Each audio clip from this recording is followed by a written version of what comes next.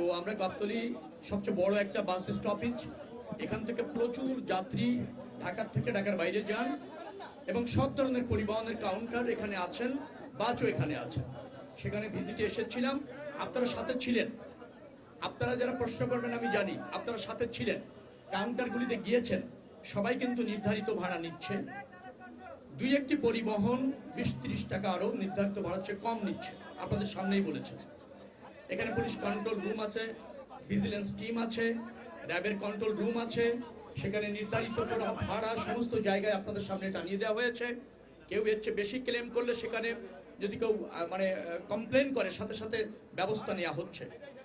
পুলিশের control room, vigilance team এবং র্যাবের কন্ট্রোল রুম বলেছে কোনো অভিযোগ খুব একটা তারা পাননি, খুব একটা ব্যত্যয় এখানে ঘটেনি, নির্ধারিত ভাড়া নেওয়া হচ্ছে এবং বাসগুলি যথাসময় ছেড়ে যাচ্ছে, যাত্রী কোনো হয়রানির শিকার হচ্ছে না।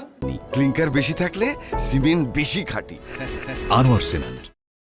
এখনো পর্যন্ত যারা বিভিন্ন রুটে কিন্তু অ্যাভেলেবেল টিকিট আছে, কয়েকটা রুট আছে যেখানে টিকিট অলরেডি সোল্ড আউট হয়ে যায়। অর্থাৎ নির্বিঘ্নে নিরাপদে ঈদযাত্রা যারা বাসে যাচ্ছেন তারা এখান থেকে এনজয় করছেন, কোনো হয়রানি অথবা কোনো বিড়ম্বনার শিকার তারা হচ্ছেন না।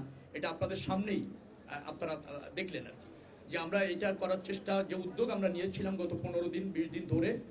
এখানে আমাদের পরিবহন সেক্টরের না শুধু, সরকারেরও একজন গুরুত্বপূর্ণ মেম্বার অফ পার্লামেন্ট,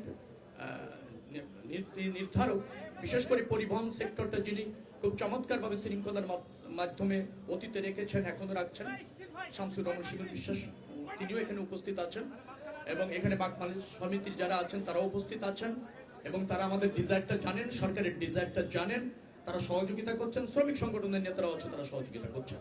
অর্থাৎ ভাড়া বৃদ্ধি, অতিরিক্ত নেওয়ার কোনো নিদর্শন আমি এখানে পেলাম না এবং আপনাদের সামনেই সেটা পেলাম না, আপনাদের সামনেই।